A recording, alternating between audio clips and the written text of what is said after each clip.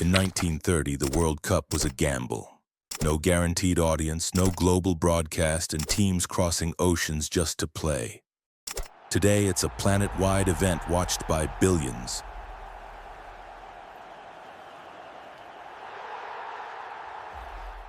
Back then, it wasn't even certain anyone would show up. Only 13 teams made the trip to Uruguay that year, and for the Europeans among them, getting there meant weeks at sea, a punishing Atlantic crossing with no certainty of what waited on the other side. There was no television, no global fan base, just a small stadium in Montevideo and a tournament nobody knew would become the biggest event on Earth. The final was chaos in the best possible way. Uruguay and Argentina couldn't even agree on whose ball to play with, so they compromised. One half with the Argentine ball, one half with the Uruguayan ball. Uruguay won 4-2, and in that strange, improvised moment, a legend was born in a stadium far from football's traditional European home. Small beginning, giant destiny. The tournament needed something more, though. It needed a dynasty. Italy delivered it, winning in 1934 and defending the title in 1938, becoming the first team to go back-to-back. Repeat stars. Repeat nations. Suddenly, the World Cup wasn't just a curiosity. It was a stage that could crown the same champion twice. Then the lights went out.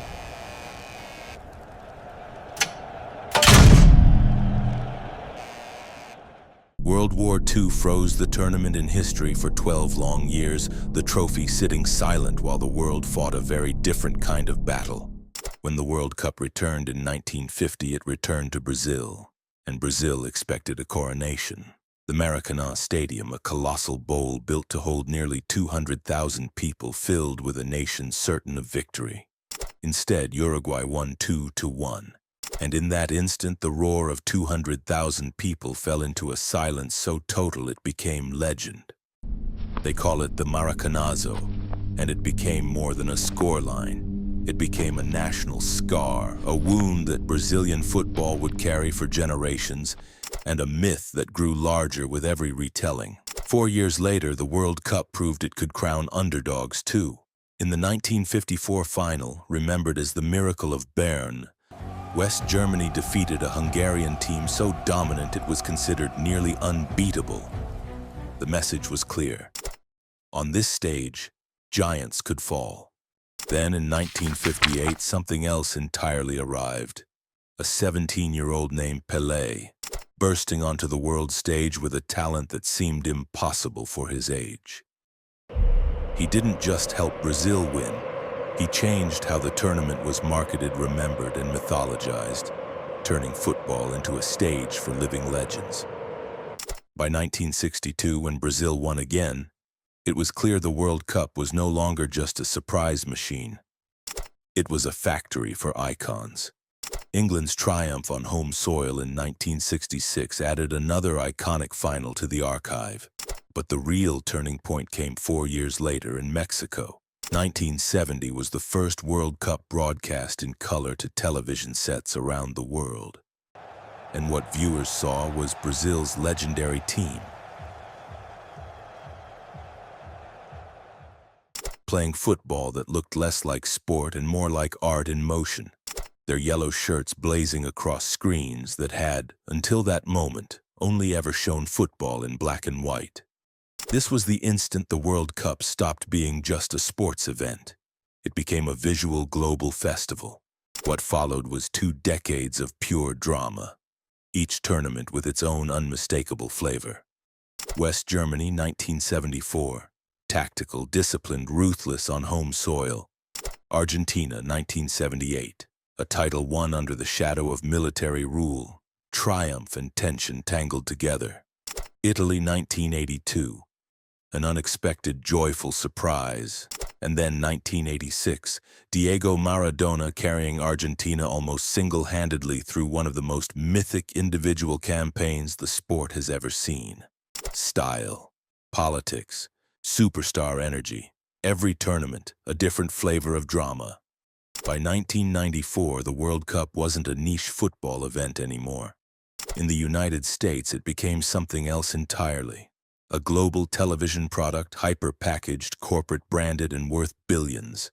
Stadiums filled not just with fans, but with sponsor logos, broadcast towers, and commercial machinery on a scale the tournament had never seen. France 1998 showed the World Cup could still be deeply personal, too. Zinedine Zidane's triumph on home soil became more than a trophy. It became a cultural identity moment for an entire nation, and then the tournament started spreading its empire. Japan and South Korea became the first Asian hosts in 2002. South Africa became the first African host in 2010. Brazil hosted again in 2014. This wasn't just travel anymore. The World Cup was expanding its territory, continent by continent, proving it no longer belonged to any single football tradition. It belonged to the world. 2018, technology entered the game in a new way. VAR, video assistant referee, turned contested decisions into live broadcast drama. Every review watched in real time by millions, every call debated instantly across the globe. And the tournament keeps growing. The next expansion pushes the field to 48 teams, pulling the World Cup further into the realm of true mega events. More nations, more matches, more commercial and geopolitical gravity than ever before. From 13 lonely teams crossing an ocean in 1930 to a 48-team global spectacle broadcast to billions. That's the entire story in miniature. A gamble that became an empire. And before we go, a few facts worth carrying in your pocket. Brazil remains the most successful nation in World Cup history with 5 titles. The fastest goal ever scored came in 2002, when Hakan Şükür found the net after just 11 seconds. Just Fontaine still holds the record for the most goals in a single tournament. 13, set all the way back in 1958, a record that has survived nearly 7 decades. And that first tournament in 1930? Just 13 teams, a tiny beginning for what would become the biggest stage on Earth. This has been Matter Chronicles. Every object has a story. Thanks for watching.